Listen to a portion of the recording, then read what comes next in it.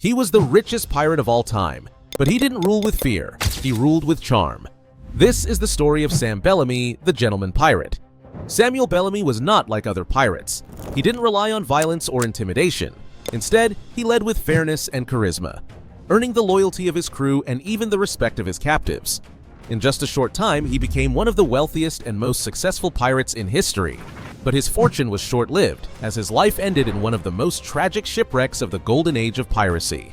Stay tuned as we uncover the incredible rise, legendary exploits, and heartbreaking end of Sam Bellamy, the richest pirate in history.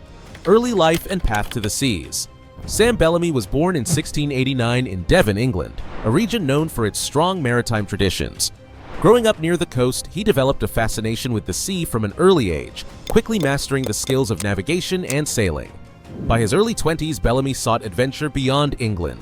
He traveled to the American colonies, eventually arriving in Cape Cod, Massachusetts. There, he fell in love with Maria Hallett, a young woman from a wealthy family. However, her family strongly disapproved of the relationship due to Bellamy's lack of wealth and status. Determined to prove himself and earn enough fortune to marry Maria, Bellamy set off on a quest for treasure. He initially joined a group of treasure hunters searching for Spanish gold lost in a shipwreck off the coast of Florida. However, the expedition failed, leaving him with no riches and no way to return to Maria as the man he hoped to be. Rather than giving up, Bellamy made a bold decision. He would not just search for treasure, he would take it. His transformation from sailor to pirate had begun.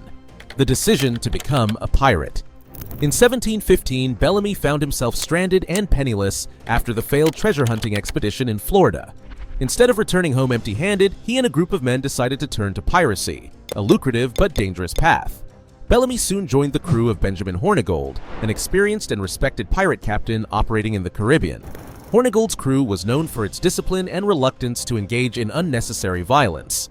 Among its ranks was a young pirate named Edward Teach, who would later become the infamous Blackbeard. Hornigold served as Bellamy's mentor, teaching him the strategies and tactics needed to succeed as a pirate. Bellamy proved to be an excellent leader, quickly gaining the respect of his fellow pirates. He had a natural ability to command, and his vision for piracy extended beyond mere plundering. He wanted to create a democratic, fair system where all crew members shared equally in their spoils. While Hornigold's leadership helped shape Bellamy, a fundamental difference emerged between them. Hornigold refused to attack British ships, as he still considered himself loyal to England. This loyalty to the crown would soon lead to a dramatic shift in Bellamy's life and career. Bellamy's rise to power. By 1716, tensions within Hornigold's crew reached a breaking point.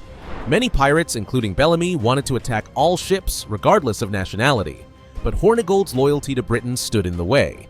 This led to a mutiny, and Hornigold was removed as captain. The crew elected Sam Bellamy as their new leader. Under Bellamy's command, the crew's philosophy changed. No ship was off limits. His fleet quickly grew as more men were drawn to his charismatic leadership and promise of shared wealth. He captured multiple merchant vessels, raiding them for supplies, weapons, and treasure. Bellamy was unlike many other pirates of his time. He treated captives with fairness and dignity, earning him the nickname the Gentleman Pirate. He believed that piracy should not be about cruelty, but about redistributing wealth from the rich to the poor. One of his most significant contributions to pirate culture was his commitment to democracy. He implemented a system where his crew members had an equal vote in decisions, and all loot was shared fairly, a stark contrast to the strict naval hierarchies of European empires. Bellamy's popularity among his crew skyrocketed, making him one of the most admired pirate captains of his era. The capture of the Whydah. Sam Bellamy's greatest conquest came in 1717 when he captured the Whydah Gally, a heavily armed slave ship transporting gold, silver, and valuable goods. Unlike many pirate raids, the takeover was swift and bloodless.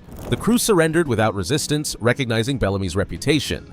Rather than looting and sinking the Whydah, Bellamy made it his new flagship, outfitting it with extra cannons and firepower. It became one of the most powerful pirate vessels in the Caribbean, capable of taking on naval warships. With the Whydah leading his fleet, Bellamy's raids intensified. In just 1 year, he captured over 50 ships, seizing vast amounts of treasure. His growing fortune cemented his status as the richest pirate of all time. But wealth wasn't his only goal. Bellamy longed to reunite with Maria Hallett. With his fortune secured, he planned to sail back to Cape Cod, marry her, and leave piracy behind.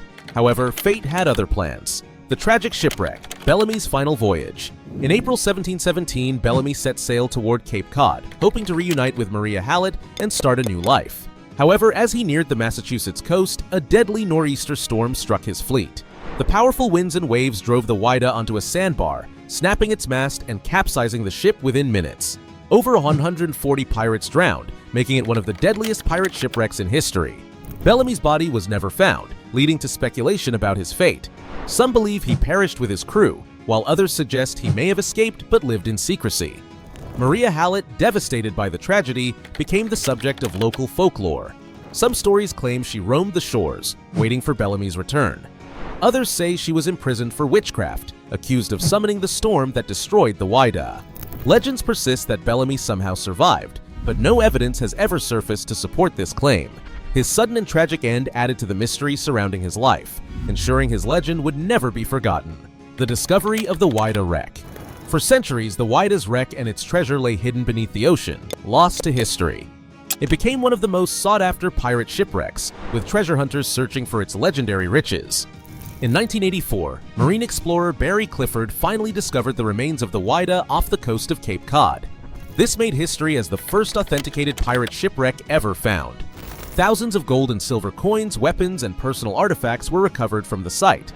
Among the most significant finds was Bellamy's personal pistol, confirming the ship's identity. The Whydah's discovery gave historians an unprecedented look into the real lives of pirates. It provided proof of their social structures, weapons, and daily routines, challenging myths about piracy. Today, the Whydah's artifacts are displayed in museums, allowing the public to see a real piece of pirate history. The discovery remains one of the greatest underwater archaeological finds, proving that Bellamy's legend was more than just a tale. It was real. Legacy of Sam Bellamy.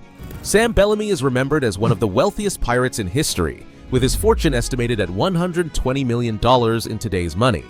His fair and democratic leadership made him stand out among pirates, earning him the title, the Gentleman Pirate. Unlike many brutal captains, Bellamy treated his crew and captives with respect, preferring to win loyalty rather than inspire fear. His system of equal profit sharing and crew democracy influenced how piracy functioned during its golden age. Beyond piracy, Bellamy's story is woven into Cape Cod folklore, with his romance with Maria Hallett adding a tragic, almost mythical element to his legacy. Some say her spirit still haunts the shores, forever waiting for Bellamy's return. The Whydah's discovery in 1984 solidified his place in history, proving his wealth and power were real. His story has since inspired books, films, and even video games, keeping his legend alive. More than just a pirate, Bellamy was a visionary, a man who challenged authority and carved his own path in a world that offered him little. His short-lived but remarkable career ensures he remains one of the most intriguing figures of the golden age of piracy. What do you think? Was Sam Bellamy a hero, a villain, or something in between? Let us know in the comments.